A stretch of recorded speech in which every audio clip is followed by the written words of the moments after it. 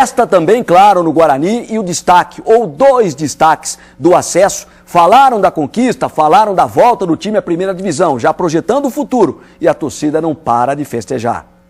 De bem com a vida e com o time. Eu achei ótimo.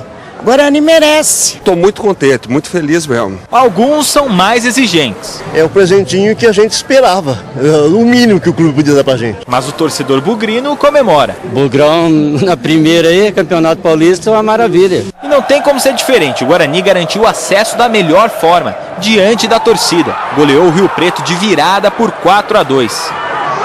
E fez a festa. Seu Cecílio tem 78 anos e trabalha há 26 no Guarani. Ele não esconde a felicidade em estar de volta à elite. Estamos todo mundo contente, alegre de ter subido para a primeira divisão. É só isso que eu tenho que falar. Pelos gramados do Brinco de Ouro é possível encontrar vestígios da festa do acesso.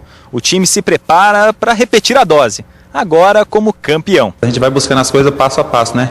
Já que a gente conseguiu o acesso agora é a gente voltar a ter pezinho no chão de novo. Claro, com muita humildade, a gente sabe dos adversários que tem pela frente também, a gente tem que respeitar também, mas vamos sim em busca do título. O atacante Fabinho conseguiu o segundo acesso com a camisa do Bugre. Estou muito feliz, da mesma maneira que eu fiquei em 2009 e agora em 2011, começando com acesso de novo com a camisa do Guarani. Para mim está sendo uma coisa maravilhosa. E agora quer o título. Conseguimos nosso objetivo, que era o acesso. Quem sabe aí a gente possa estar indo para a final e coroando esse ano do centenário com um título.